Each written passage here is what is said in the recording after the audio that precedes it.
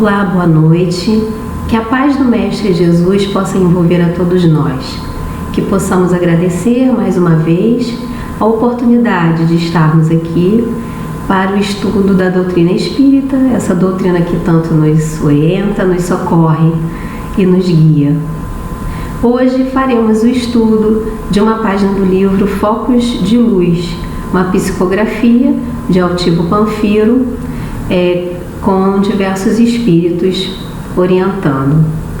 Mas antes iremos fazer a leitura do livro Antônio de Aquino, também uma psicografia de Altivo Panfiro, que é a lição 53 e que diz assim: precisamos aprender a ser calmos, generosos, alegres, precisamos ser os construtores do bem.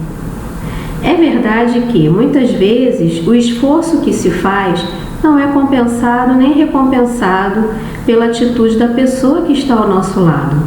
Quantas vezes encontramos criaturas que, mesmo recebendo as melhores posições de paz, semeiam a desunião? Quantas vezes isso acontece? Mas tenham a certeza, o ditado que diz: água mole em pedra dura, se aplica a nós. Não se pode perder a paciência nem a expectativa do futuro. Vamos então, meus irmãos, elevar nesse momento os pensamentos para a nossa prece. Mestre Jesus, que possamos agradecer mais uma vez a oportunidade de estarmos aqui, reunidos em torno do estudo dos seus ensinamentos, o estudo da doutrina espírita.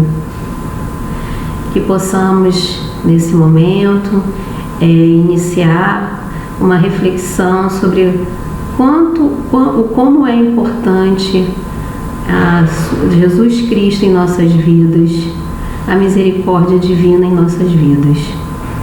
Pedimos então a Ti, Mestre Jesus, aos benfeitores espirituais do Centro Espírita Irmão Clarencio e, sobretudo, em nome de Deus, permissão para iniciarmos o estudo da noite de hoje. Que assim seja, graças a Deus. Bom, então meu nome é Angélica e iremos estudar uma página do livro Focos de Luz, que é intitulada Jesus e a Misericórdia. Temos ainda como subtítulo a frase que diz assim: compreenderei todos vós a misericórdia infinita do vosso Pai. Evangelho segundo o Espiritismo, capítulo 10, item 17. Bom, podemos perceber, com o título e o subtítulo, que a palavra-chave do nosso estudo é misericórdia. E aqui, vem nos dar uma afirmativa, compreenderei todos vós a misericórdia infinita do vosso Pai. Será que nós compreendemos a misericórdia infinita de Deus? Será que conseguimos entender sobre isso? Bom, antes de começarmos o nosso estudo sobre Jesus e a misericórdia, vamos contextualizar um pouco o conceito de misericórdia e poder entender um pouco mais o que significa. Não apenas o conceito, perceber se estamos de fato aprendendo o que é e praticando a misericórdia. Bom, a misericórdia é um termo muito amplo. Se buscarmos nos dicionários, no Wikipedia, vamos perceber que ele se refere à benevolência, à bondade, ao perdão, e mesmo assim está relacionado a vários fatores, como, por exemplo, questões éticas, sociais, legais, religiosas. Então, o conceito de misericórdia é realmente muito amplo. Não é muito fácil de compreender, e praticar é menos fácil ainda. A palavra misericórdia, ela vem de duas palavras em latim, que é miseratio, significa compaixão, e cordis, que significa coração. Então, juntando coração e compaixão, podemos dizer que misericórdia é o coração compadecido, o coração com misericórdia, com compaixão. Percebemos também que na Bíblia temos várias passagens em que misericórdia é citada. No Velho Testamento, a misericórdia é citada de uma forma um pouco mais restrita, até porque a visão de Deus no Velho Testamento era de um Deus mais sério, rigoroso. Então é citada a misericórdia, mas muito menos do que no Novo Testamento, né? Porque foi Jesus que nos trouxe essa visão do que realmente é ser misericordioso. No Evangelho de Cristo, nós vamos ver várias vezes ser citada a palavra misericórdia e nos mostrando a sua importância. Por exemplo, nas bem-aventuranças. Bem-aventurados os misericordiosos, porque esses alcançarão a misericórdia. Temos um outro exemplo também na parábola do filho pródigo. Então, em diversos momentos na Bíblia, principalmente no Novo Testamento, que veio como ensinamento do Mestre Jesus, nós vamos ver o termo misericórdia. Vamos continuar. Bom, vimos então que nos dicionários a misericórdia ela é vista como um termo amplo que engloba a benevolência, a bondade e o perdão. Se formos para o Livro dos Espíritos, questão 886, veremos que Allan Kardec questionou os espíritos. Qual o verdadeiro sentido da palavra caridade?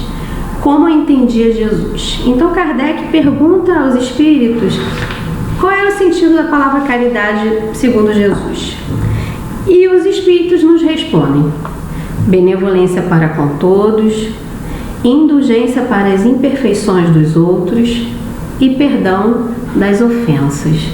Olha, estamos vendo, assim como os nossos dicionários atuais, estamos vendo a resposta dos espíritos nos falando sobre benevolência, indulgência e perdão. Para entendermos então a misericórdia infinita de Deus, precisamos entender essas outras três palavrinhas mágicas: benevolência, indulgência e perdão. E aí pergunto, será que entendemos muito bem esses termos? Será que nós praticamos muito bem? Não é fácil entender exatamente o que é benevolência, o que é perdão, o que é indulgência. Vamos então tentar compreender um pouco mais.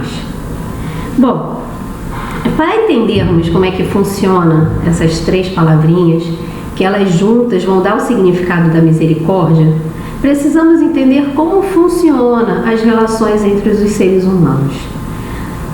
Nossas relações interpessoais, a nossa relação com o próximo.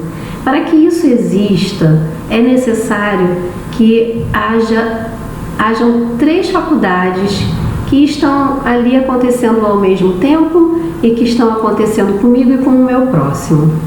Quais são as três faculdades relacionadas com as relações humanas? Bom, a primeira faculdade é a ação, a segunda, o pensamento e a terceira, o sentimento. Vamos então entender cada uma delas para depois entendermos os conceitos de benevolência, de indulgência e de perdão.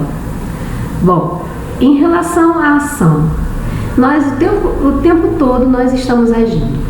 Nós estamos praticando alguma ação, estamos tendo comportamentos e atitudes, e essas atitudes com certeza irão influenciar o meu próximo. Essas ações vão influenciar o meu mundo, a minha sociedade. Então, o tempo todo, tudo que nós fazemos influencia o outro.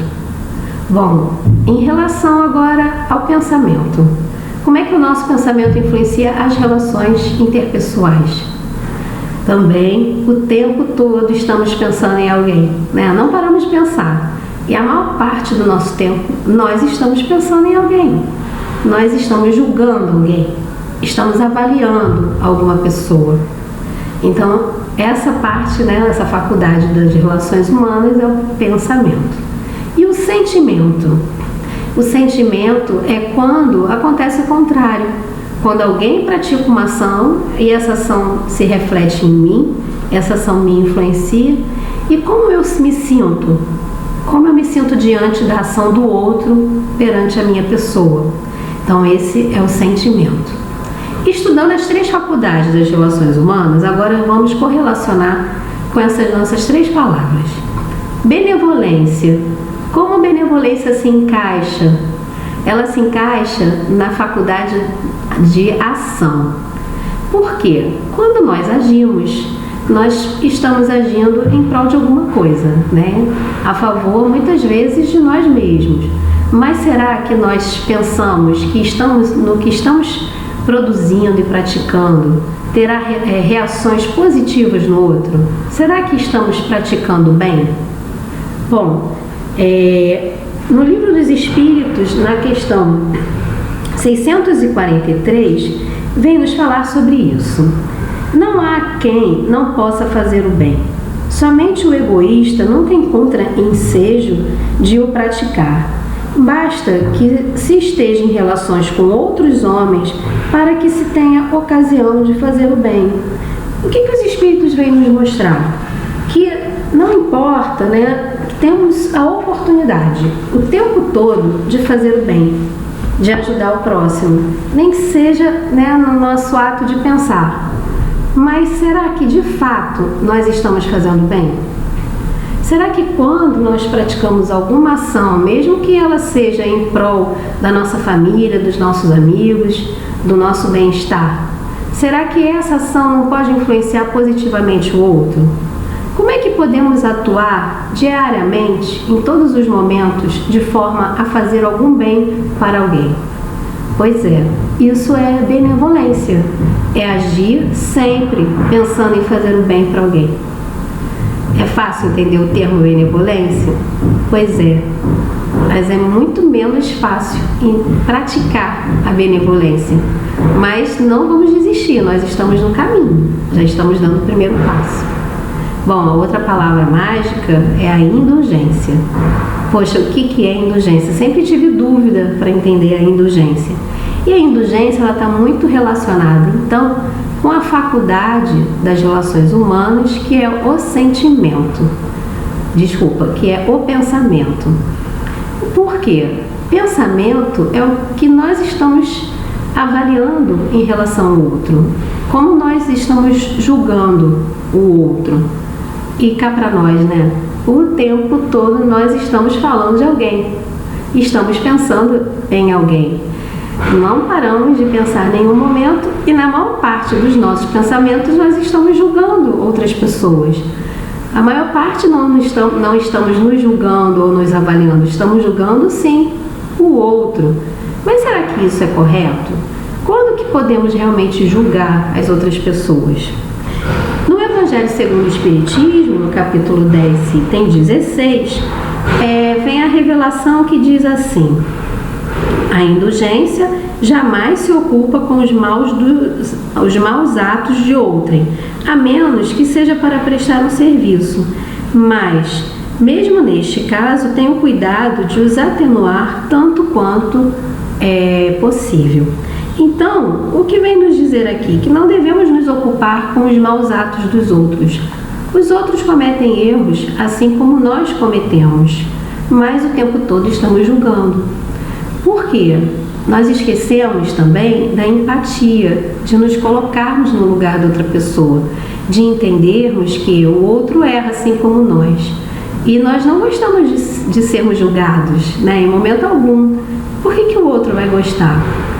Ele diz aqui ainda que, se for para prestar um serviço, podemos, de alguma forma, avaliar, sim, a outra pessoa, desde que essa avaliação seja para ajudar. E com cuidado, com cautela, né, para não causar mágoa. Então, indulgência é isso, é não julgarmos os atos alheios, entendermos que todos nós erramos. Então, pergunto a vocês e pergunto também para mim: é fácil praticar indulgência? Não é fácil, né? Mas, novamente, vamos relembrar. Estamos no caminho certo, estamos aprendendo. Aos poucos nós chegaremos lá. Bom, enfim, chegamos no perdão. O que é perdoar? Perdoar talvez seja mais fácil de compreendermos. Perdoar está relacionado, então, com a faculdade do sentimento. Como nos sentimos diante das atitudes alheias em relação a nós? O tempo todo as pessoas estão agindo, né? Estão tendo comportamento, atitudes que nos influenciam. E muitas vezes essas atitudes nos incomodam. E daí vem a mágoa, o rancor, a tristeza. E, enfim, tudo isso, né? Esses sentimentos negativos eles servem para quê? Não vai mudar o fato do que a pessoa está fazendo, o outro, mas vai estar me desequilibrando, vai estar nos desequilibrando fisicamente, espiritualmente. E não é positivo sentirmos isso. Então, perdoar, antes de tudo, é um bem para cada um de nós, é um bem para nós mesmos. Então, precisamos entender, né, que as pessoas nos julgam, praticam atos que nos desabonam, mas que nós precisamos passar por tudo isso e saber perdoar, porque esse é o melhor para cada um de nós. Bom, depois de entendermos um pouco melhor, né, contextualizarmos o significado de misericórdia, entender que misericórdia é um termo amplo, que até os espíritos nos orientam que a misericórdia ela precisa da benevolência, da indulgência e do perdão. Vamos então fazer um estudo, né, uma leitura, pelo menos de alguns trechos da página de hoje. Então, vamos lá. Então, a página de hoje, Jesus é Misericórdia, vamos começar, que diz assim: e eis que a sociedade terrena, mais uma vez, lembra a glória de Jesus na terra. Por quê, né? Estamos falando, né, essa é uma página que foi ditada em dezembro de 98, então estamos falando do Natal, né? É o momento em que nós mais relembramos de Jesus. E ele continua: para os homens de saber, Jesus realmente aparece como se fosse um sábio. Para alguns historiadores, ele nem mesmo existe. Para o homem do povo, é um dispensador de recursos, de bênçãos. E para aquele que sofre, é aquele que conforta, que consola. Mas como será realmente Jesus para a humanidade terrena? E aí vem nos falar sobre as diferentes visões, né, de Jesus. Como será que a humanidade vê Jesus? Aqui ele mesmo fala, né? Cada um vai ver Jesus de uma forma. Para o judaísmo, por exemplo, Jesus é apenas mais um profeta, né? É mais um dos profetas em que eles acreditam, embora não tenha a relevância que Jesus tem para nós, né? Para nós cristãos. E os historiadores, a própria página diz, alguns alegam que não existiu, né, a pessoa, né, não existiu Jesus. Mas hoje, os estudos mais recentes mostram que há evidências metodológicas de que realmente existiu um homem chamado Jesus há mais de 2000 anos atrás e que ele pregava ideias, entre aspas, subversivas, e por esse motivo ele foi preso e condenado à morte. Então, essas são visões frias, né, de Jesus, por exemplo, que são conhecidos de todos. Mas como é que nós, né, que acreditamos e seguimos os ensinamentos do Mestre Jesus, o vemos? Bom, a gente precisa ter uma ideia, né, da população mundial, que cerca de 30% é o número percentual de pessoas que acreditam e seguem alguma crença cristã. 30% arredondando, na verdade são 33%. Pois é, né? Jesus tão importante para nós, tão importante para o planeta, mas a maioria da população não conhece Jesus. E nós, que somos cristãos, nós conhecemos, mas como nós conhecemos? Como enxergamos Jesus? Cada um vai ver Jesus de uma forma, de acordo com as suas experiências, as suas emoções, as suas expectativas. Vemos Jesus de formas diferentes. Mas aí vem a outra questão que a gente encontra aqui na nossa página. Como que Jesus nos vê? Né? Mas também, como será que ele, Jesus, vê a humanidade? O homem, de um modo geral, vê em Jesus aquele que dirige os destinos da terra, aquele que é capaz de conduzir a sociedade terrena a um porto seguro. Como Jesus nos vê? Como Jesus vê este imenso cenário em que estão milhares, milhões de almas a evoluírem, a se encaminharem para o mais elevado? Então, como é que Jesus nos observa, né? Como é que ele nos vê? E aqui a página continua. Certamente que ele, Jesus, nos vê como alunos, exatamente como um mestre Na escola, vê aos alunos a quem cabe conduzir para um porto seguro, ao término de um aprendizado. Então, Jesus, claro que nos vê como alunos, né? Nós somos estudantes nessa grande escola que é o planeta Terra. E Ele é o nosso condutor, né? É o nosso mestre maior, nosso mestre principal. Mas vai muito além. O que a página nos diz? No momento em que Jesus assume a sua posição de Cristo, assume a sua posição de condutor da humanidade. Então Jesus nos vê exatamente como seres que estão em processo de evolução, que precisam ser conduzidos de modo seguro, mas também de modo amoroso, que precisam sentir o peso da justiça de Deus, mas precisam também sentir a sua misericórdia. Para quê? Para que o homem sinta que na terra não basta justiça, é preciso haver misericórdia. Então, Jesus vem ser o nosso condutor, o condutor de toda a humanidade, e vem nos mostrar, acima de tudo, que Deus é misericordioso, que Deus é soberanamente justo e bom. Mas é uma justiça que, embora seja necessária a correção, né, que seja necessária a correção, não é possível se corrigir sem compreensão. E aí vem nos mostrar a importância da misericórdia, de entender, né, o quanto que nós erramos e o quanto que Deus, o quanto que Jesus são tão misericordiosos perante a nós. Então vem nos trazer uma mensagem bela de esperança, de entender que apesar dos erros, nós estamos sempre tendo uma segunda chance. Na verdade, muito mais do que segunda chance. Estamos tendo chances, assim, oportunidades diversas para buscarmos o caminho correto.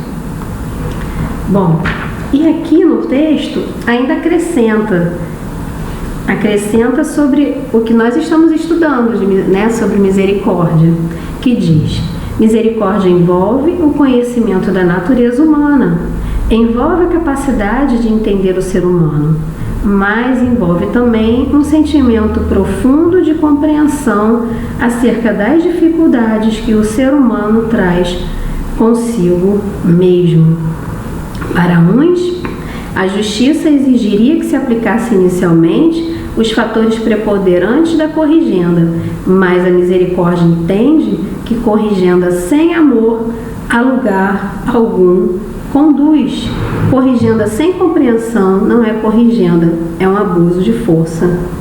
Então, vem nos mostrar, né, que, embora em muitos momentos de nossas vidas possamos achar que estamos sozinhos, estamos sendo injustiçados, nós não estamos sendo injustiçados, que a justiça existe e por mais duro, né, que que precisamos, né, de uma correção mais dura, nós não teremos essa correção tão dura assim, porque temos sobre nós a misericórdia divina. E aqui, no segundo momento da nossa página, ele vem nos relembrar sobre o Natal. Afinal, nós estamos no mês de dezembro e é um mês em que o espírito natalino, as ideias, os ensinamentos do Mestre Jesus, eles afloram, né? É um momento em que a gente sente vontade de fazer o bem, de pensar coisas boas, coisas melhores. É um momento de esperança. Então ele vem nesse momento nos dar essa mensagem sobre o Natal, que diz assim: ah, meus irmãos, aproxima-se o Natal de Jesus. Lembremo-nos do Cristo. Aproximam-se os dias em que a humanidade se entregará à alegria de festejos diversos. Então ele mesmo, né, vem dizer que nós daqui a pouco, né, daqui a alguns dias, iremos comemorar o nascimento de Cristo, iremos festejar o Natal. Vamos ver o que ele diz sobre isso. Não repilamos os que assim pensam, ao contrário, unamos os nossos esforços a eles, mostremos a eles que, junto à alegria, deve haver a sobriedade. Então, não está errado comemorarmos, festejarmos, mas temos que manter a nossa alegria em paralelo com a sobriedade. Mas no momento, ou junto àqueles que puderem ver das festas o sinal da misericórdia de Deus, a estes digam assim: elevai os vossos corações até Jesus, pensai neste mestre de amor e bondade. Então vem nos relembrar o motivo das nossas comemorações de Natal, que é a vinda de Jesus, que é a bondade e o amor de Jesus. Então, se iremos estar com as nossas famílias, se estaremos sozinhos ou não, e de qualquer forma comemorando, o período de Natal, das festas de fim de ano, que possamos refletir sobre o que realmente é importante. O que é realmente importante? Lembrar do amor e da bondade de Deus. Lembrar que passamos um ano muito difícil e que esse ano, teremos que festejar de uma maneira mais contida, com mais responsabilidade em respeito ao próximo, por conta do que estamos vivenciando. Que mesmo através de um ano, com tantas dificuldades, nós conseguimos sim conquistar muitas coisas. Nós amadurecemos, nós aprendemos com as nossas dificuldades, foi possível aumentar a nossa compaixão pelo outro. Sim, esse ano foi difícil, ele realmente trouxe muitas perdas materiais, perdas de entes queridos, que a palavra perda é apenas algo que nós falamos para identificar o nosso sentimento, mas sabemos que não perdemos, porque não existe morte, O que existe é uma vida eterna. Nós sabemos que a vida continua, então não é perda de fato, mas é isso que nós vivenciamos e experimentamos nesses momentos de dificuldade. Momentos em que nós sorrimos e que nós choramos. Mas não podemos perder de vista a ideia de que em todos esses momentos Jesus estava do nosso lado. Nos momentos tristes ou nos momentos felizes. Jesus não nos abandonou em momento algum. E se estamos aqui hoje estudando os ensinamentos do Mestre e estudando a doutrina espírita, é por misericórdia divina, misericórdia de Jesus. Então, não podemos deixar de aproveitar mais essa oportunidade, mais esse momento. Vamos então aqui continuar, porque nós vamos para o último parágrafo do nosso texto, nossa bela mensagem, que diz assim: meus irmãos, na aproximação do Natal de Jesus, lembremos do Cristo, a misericórdia, e junto a todos aqueles que com alegria ou com tristeza passam esta data, a data do Ano Novo, digam para todos eles que o Cristo te abençoe também.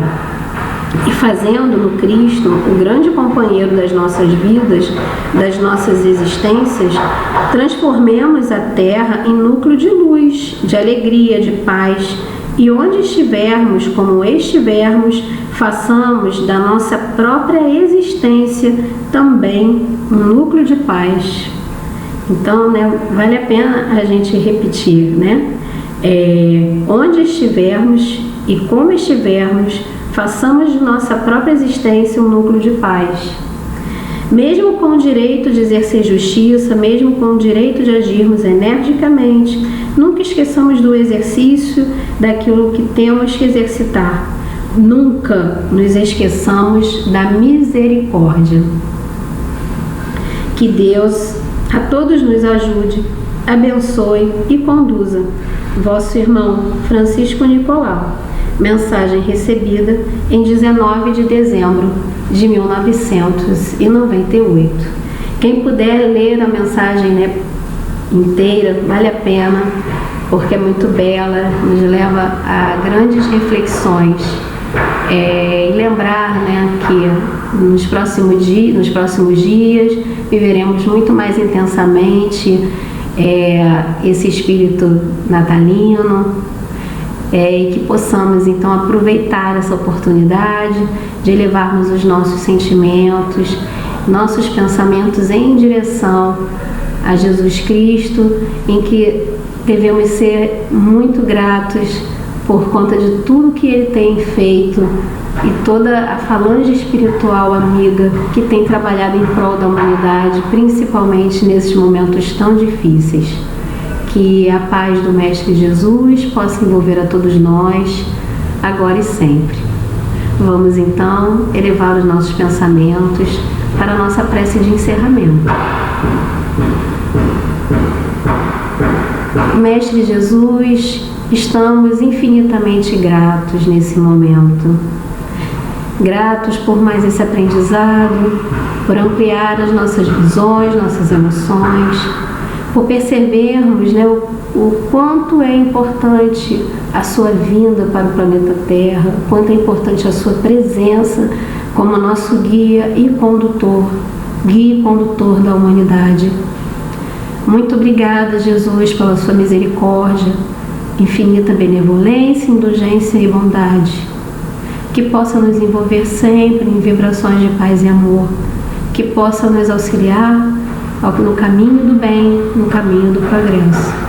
Possamos agradecer os nossos guias e benfeitores espirituais, agradecer os benfeitores espirituais do Centro Espírita Irmão Clarencio e, enfim, agradecer acima de tudo a Deus, nosso Pai Todo-Poderoso, misericordioso e soberanamente justo e bom. Pedimos então a Ti, Mestre Jesus, e sobretudo em nome de Deus, permissão para encerrarmos o estudo da noite de hoje. Que assim seja, graças a Deus.